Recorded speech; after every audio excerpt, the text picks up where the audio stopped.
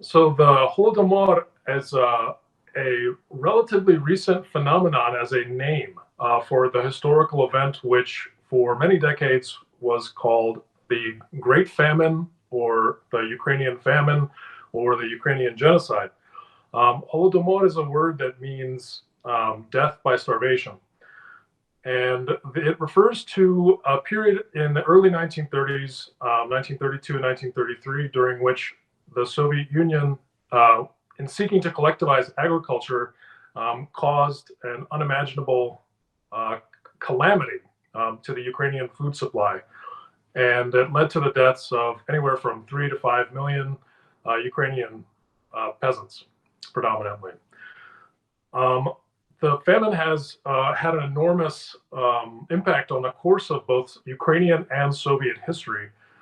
One of the big things that it did in terms of a legacy is that it created a kind of central traumatic experience around which Ukrainians have built narratives of national suffering as well as national oppression by the Soviet Union.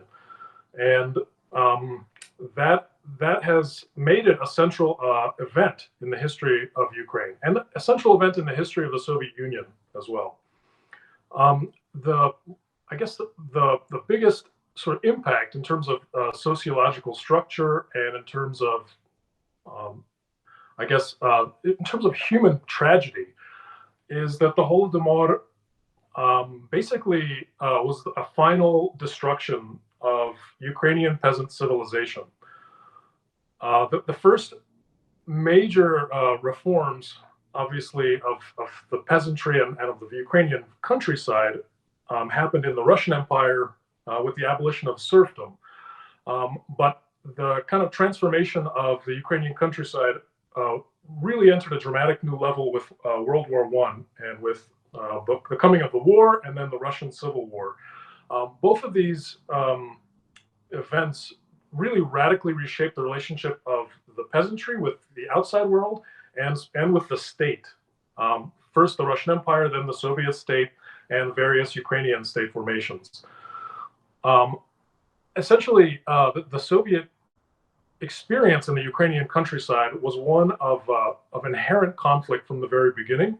War communism meant requisitions of grain and treating the countryside as a kind of storehouse of raw foodstuffs that were necessary to feed the rest of the Soviet Union.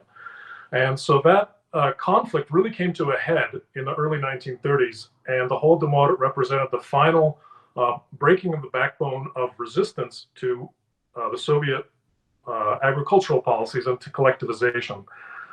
And not only the breaking of political resistance, but also a kind of final transformation of the countryside, sociologically, politically, and institutionally, in which traditional institutions that had run things in the village were replaced by collective farm and by party organizations in the villages. And so, and from that point on, the village has faced great economic difficulties and really